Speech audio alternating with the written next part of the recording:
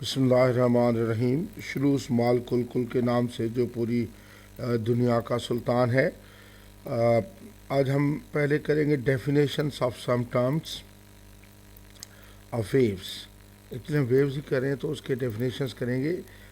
इसमें जो सबसे पहली चीज़ें आती हैं उसमें कुछ टर्म्स आते हैं। पहला नंबर आता है डिस्प्लेसमेंट।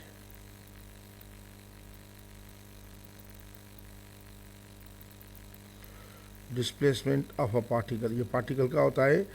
अब देखिए कि बेसिकली होता क्या है कि डिस्प्लेसमेंट हम कैसे डिफाइन करते हैं।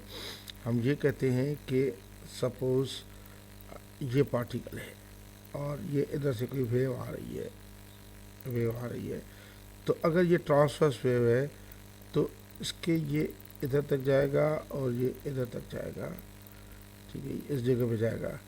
तो ये बेसिकली इक्विलिब्रियम पोजीशन ओ है। अगर ये इस जगह पे मिनिमम डिस्टेंस का जो होगा और ऊपर है तो पॉजिटिव ये डिस्प्लेसमेंट करेगा। और पॉजिटिव अगर ये मिसाल ये डिस्टेंस ले लूँ, ये मिनिमम डिस्टेंस जो भी होगा ये इसका कहलाएगा। और नेगेटिव में डिस्प्लेसमेंट। मिसाल एग्जाम्पल ये 2 सेंटीमीटर है, ये सपोज 2 सेंटीमीटर है तो ये +2 सेंटीमीटर होगा। सपोज ये 1.5 सेंटीमीटर है तो डिस्प्लेसमेंट जी -1.5 सेंटीमीटर होगा। या अगर आपकी कोई लॉन्गिट्यूडनल वेव है जो इस तरह जा रही है और ये इसका पार्टिकल है इधर से इधर तक जा रहा है, तो ये इसकी इक्विलिब्रियम पोजीशन है वो।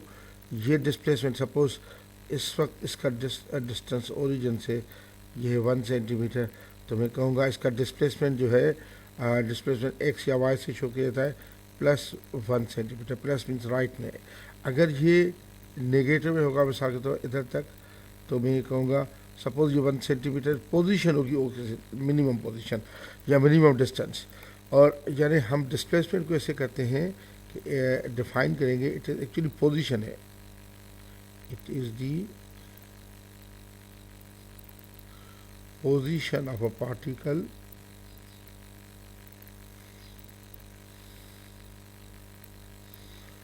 the position of particle with respect to equilibrium position.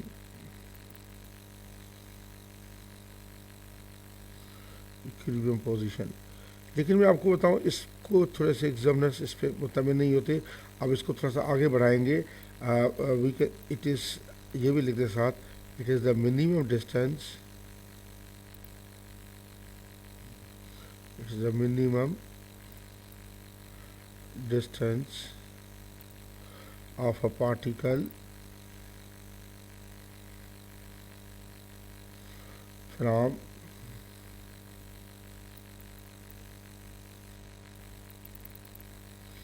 mean position in particular direction.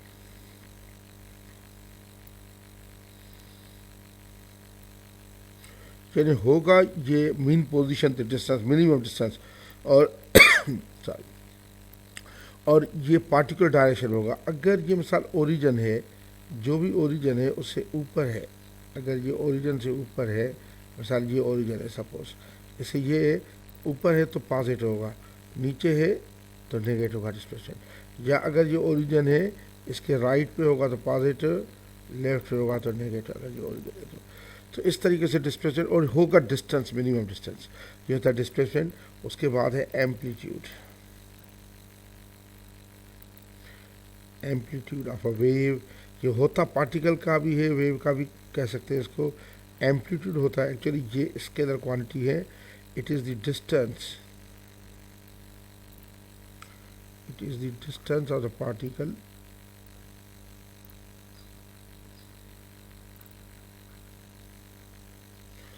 from equilibrium position or mean position, from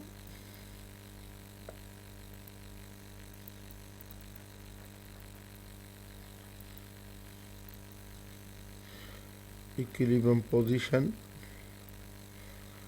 or mean position.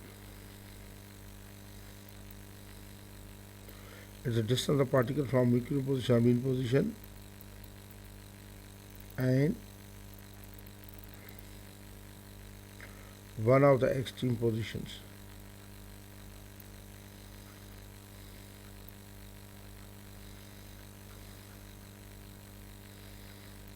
ये भी कह सकते हैं, it is the maximum, it is the magnitude of the maximum displacement. ये भी कह सकते, it is the magnitude of maximum displacement. ये भी कह सकते हैं. बात एक ही है. और ये स्केलर होता है, ये हमेशा स्केल है, यानी इसका पॉजिटिव नेगेटिव हम नहीं देंगे, सब. फॉर एग्जांपल अगर मिसाल के तौर पर ये वेव है और ये पार्टिकल है उस इसमें ट्रांसवर्स वेव में 90 डिग्री पे, तो ये जो होगा, ये ओरिजिन से डिस्टेंस, ये वाली चीज़ या ये वाली चीज़, ये एम्पलीट्यूड कराती है. यानी देखिए एम्पलीट्यूड जहाँ तक होता है कि मैक्सिमम डिस्प्ले, इससे ज़्यादा आगे पार्टिकल जा नहीं सकता, या एक्सट्रीम पोजीशन है. या अगर ट्रांसवर्स वेव कोई है, तो अगर ट्रांसवर्स वेव इधर तक आ रहा है और पार्टिकल तक आता है, तो ये भी एम्पलीट्यूड कराएगा और ये भी एम्पलीट्यूड कराएगा. ये दोनों एम्पलीट्यूड कराते हैं. तो ये एम्पलीट्यूड होगा, जाने बेसिकली ये डिस्टेंस, अगर ये ओ ए है, ये ओ बी है, ओ ए या ओ बी डिस्प्लेसमेंट होगा. तो या अगर आपकी मिसाल के तौर पर एक वेव है, वेव प्रोफाइल है अगर आपका ट्रांसवर्स वेव का सपोज,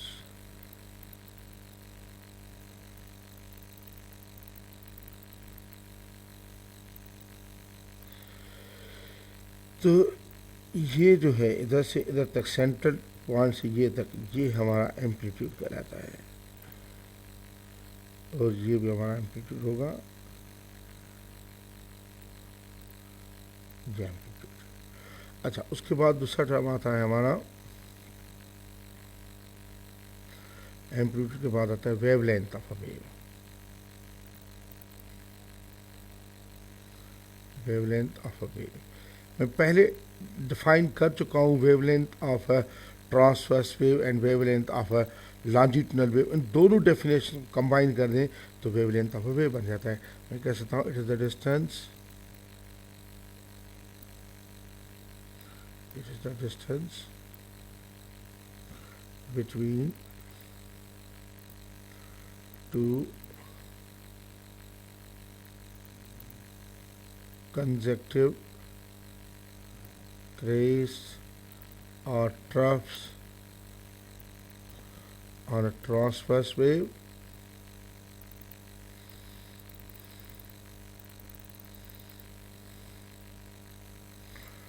and the distance, दोनों को कंबाइंड डेफिनेशन का डिस्टेंस between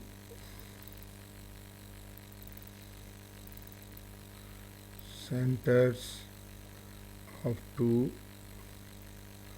consecutive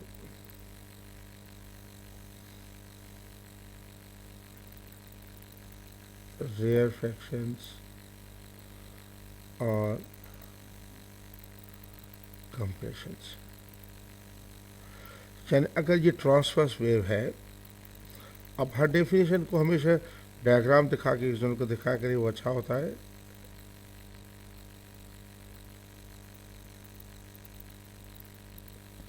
ये मैंने स्केल से नहीं बनाया, लेकिन ये देखें, ये जो डिस्टेंस होगा,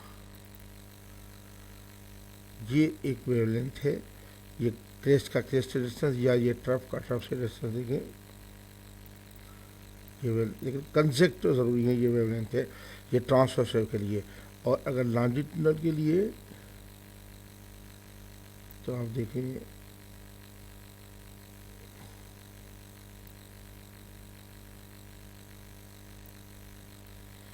कि मैं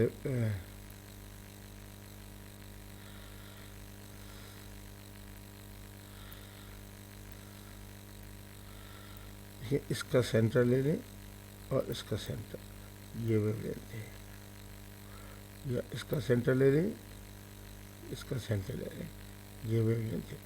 ये मैं बता चुका हूँ डिटेल में आपको उसमें तो ये वेवलेंथ की डेफिनेशन, जो वेवलेंथ, सिर्फ वेवलेंथ के तो दोनों डेफिनेशन देंगे। अगर वेवलेंथ ऑफ ट्रांसवर्स वेव के तो wavelength of transverse wave, wavelength of longitudinal wave के तो वेवलेंथ ऑफ लॉन्जिट्यूडनल वेव कहेंगे आप। अच्छा, उसके बाद है हमारा टाइम पीरियड।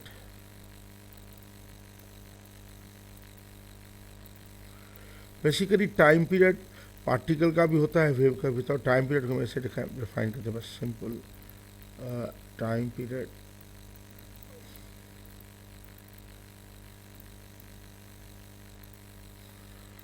ये डेफिनेशन लिखेंगे टाइम पीरियड की, time taken divided by number of oscillations और नंबर ऑफ वेव्स, कुछ भी लिख सकते हैं। ऑसिलेशन वेव एक ही बात होती है।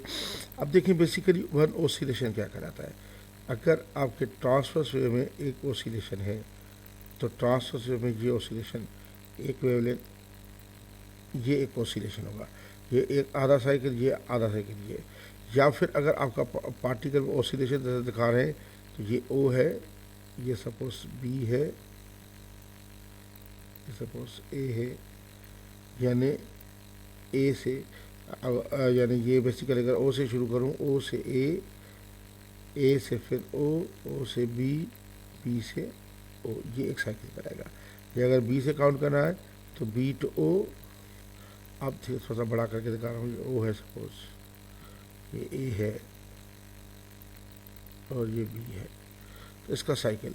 अब देखिए ए टू ओ, इधर गया पहले, इधर गा के वापस आया इधर तक और इधर तक, ये एक साइकिल करेगा। ये एक साइकिल है, पहले ऊपर गया फिर नीचे आया, ये सारी ऐसे नहीं।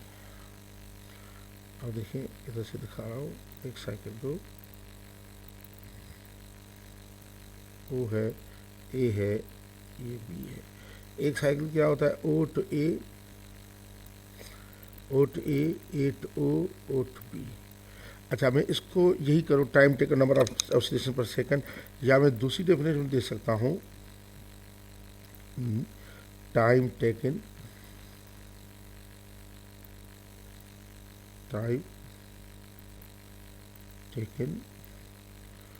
पर ऑसिलेशन या पर साइकिल। टाइम टेकन पर साइकिल इज टाइम पीरियड। ये डेफिनेशन आप टाइम पीरियड की दे सकते हैं, या ये आप डेफिनेशन देंगे टाइम टेकन। अच्छा, उसके बाद इसका यूनिट, इसको हमेशा जो है कैपिटल टी से शो किया था टाइम पीरियड को, कैपिटल टी से। उसके बाद है हमारी डेफिनेशन कि फ्रीक्वेंसी क्या होती है।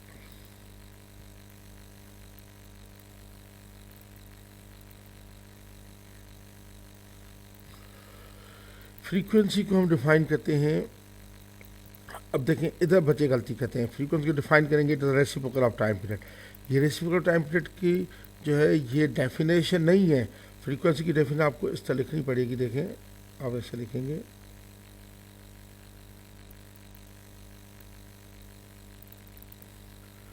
नंबर ऑफ साइकिल्स और number of waves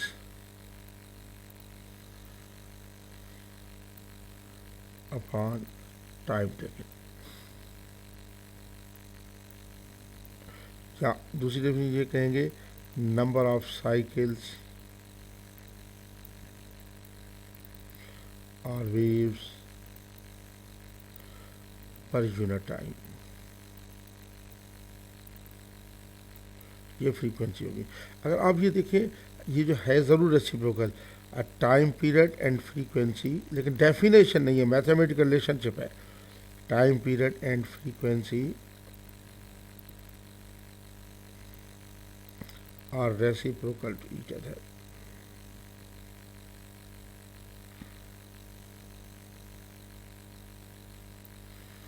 time period and frequency are reciprocal to each other, यानी मैं कह सकता हूँ कि F is equal to 1/t या T is equal to 1/f, ये कहूँ कि F T is equal to 1।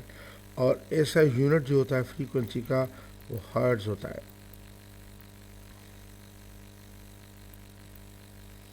ऐसा यूनिट of frequency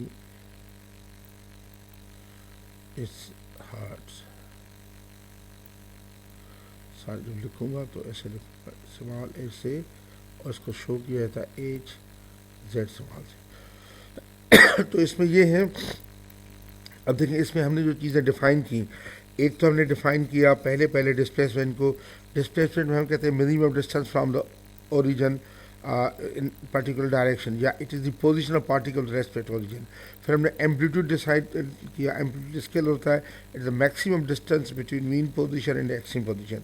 फिर हमने एक वेवलेंथ को डिफ़ाइन किया। वेवलेंथ होती है, यानी वेवलेंथ जो होती है वो ये होती है कि क्रेस्ट टू क्रेस्ट का distance, consecutive crest to crest का डिस्टेंस, या कंजेक्टिव टफ टू टफ का डिस्टेंस ट्रांसफर वेव के लिए, या centre between two centres of consecutive rarefactions और कंजेक्टिव कंप्रेशंस, ये वेवलेंथ। उसके बाद टाइम पीरियड हमने डिफाइन किया कि number time taken divide by number of cycles, और फ्रीक्वेंसी को डिफाइन किया कि number of cycles divided by time taken. एक और वर्ड है जो है speed of the wave. Speed of the wave को डिफाइन में बाद में करूँगा, जब मैं थोड़ा सा ग्राफ्स वगैरह करा के फिर मैं स्पीड ऑफ वेव को डिफाइन करूँगा, क्योंकि उससे मैं एक इक्वेशन निकालना चाहता हूँ।